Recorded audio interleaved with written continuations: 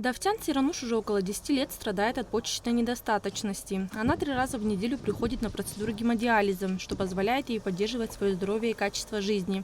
У меня рожденный поликистоз почек, уже полностью почки перестали работать, и я поступила на диализ. Уже года 1,5. Никакой боли, сейчас я хорошо очень чувствую. И все мы хорошо на диализе чувствуем. И сестры, и врачи болеть не дадут, если что, сразу помощь окажут. Отделение гемодиализа работает в республиканской больнице с 2011 года в непрерывном режиме, оказывая помощь больным с острым повреждением почек, а также с хронической болезнью почек 5-й стадии. Неотъемлемой частью отделения является обеспечение заместительной терапии для пациентов кардиологического, терапевтического и неврологических профилей для больных реанимации. Что касается, самой процедуры, мы проводим ее в том случае, когда почки не справляются с жизнедеятельностью организма. Также к показаниям к диализу является уремия. Это когда из организма нужно вывести токсины. Также показанием могут быть различные отравления лекарственными препаратами или токсичными веществами. Также может быть, отеки, в том числе отек легких, которые медикаментозно не контролируется. И также может быть, здесь можно говорить о электролитных нарушениях множества и в основном повышение калия, это гиперкалемия.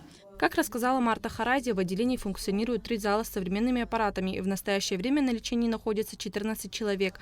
Каждая процедура длится 4,5 часа, после чего пациенты могут вернуться домой. Реестр больных у нас ведется, так же как додиализных больных, которые находятся на начальных стадиях, это 4-я стадия, 5-я стадия с почечной недостаточностью больны, на ранних стадиях 2-я, 3-я стадия, и, безусловно, также реестр больных уже диализных пациентов, единая база у нас существует. И хочу сказать еще, что вот по поводу додиализных больных вообще должны выявлять должны в поликлиниках по месту жительства. Но ввиду того, что в поликлиниках нет специалистов именно нефрологов, к сожалению, вынуждены заниматься этим мы в отделении гемодиализа.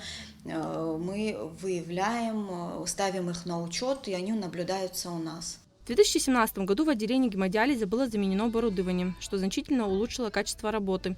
В 2025 году было обслужено 9784 пациента, из которых 86 страдали от острого повреждения почек. В январе этого года в отделении было проведено 65 процедур гемодиализа. На данный момент отделение полностью укомплектовано штатными специалистами. В нашем отделении докторов, в принципе, достаточно, именно в отделении, но медсестрам мы всегда рады. Если будет у нас пополнение, мы только за.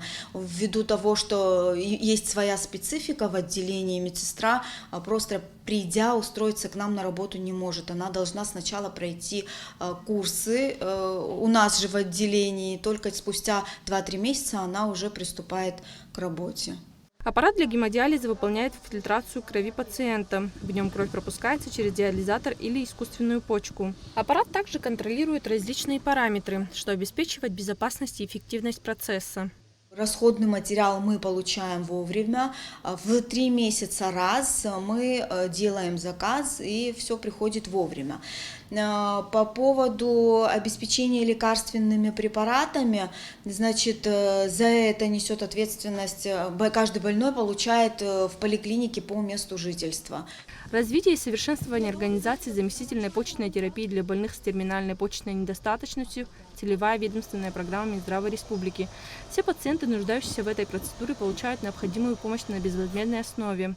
Аманда Бакеля, Давид Хашик, Абхазское телевидение.